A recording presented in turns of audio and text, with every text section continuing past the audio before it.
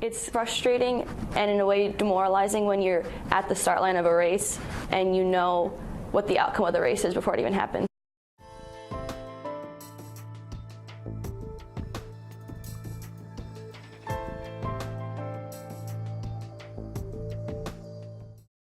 People say, oh, well, we don't have trans athletes on our teams. We don't need a policy right now. When someone comes forward, we'll put one in place. But the reason people aren't coming forward is because you don't have a policy.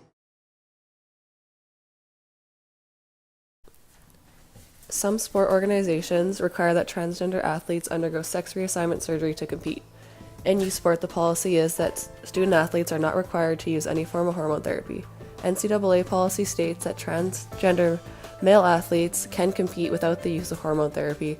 However, trans female athletes are required to undergo hormone therapy.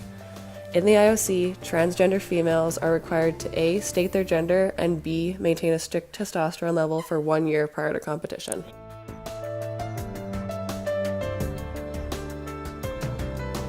The International Olympic Committee is thought of as the gold standard for policies. And so to have the most elite classification create a policy that is more trans-inclusive has a trickle-down effect to the other organizations that it governs and also to other outside organizations that don't have policies yet.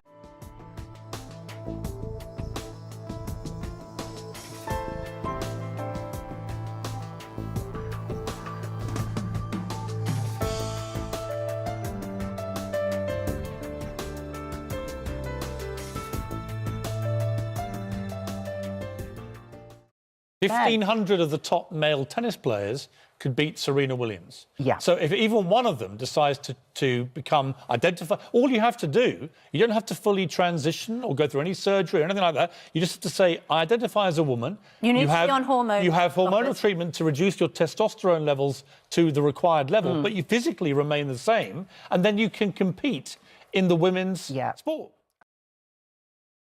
People don't transition just to dominate in women's sports, and they're seeing them more as someone who is transitioning for an athletic advantage. That is not true. That is not happening, and I can tell you as a trans person, what a trans person experiences in the rest of their life would never offset athletic glory. So when a transgender woman competes, an important thing to realize is that she may be the same size as she was because of going through a male puberty.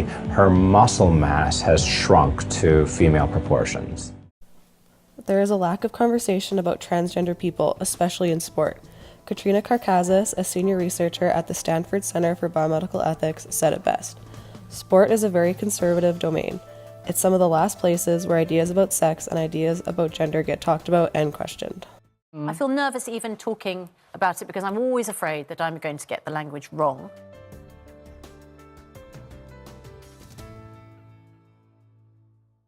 You can change the world by dedicating a few minutes to practicing using gender-neutral language.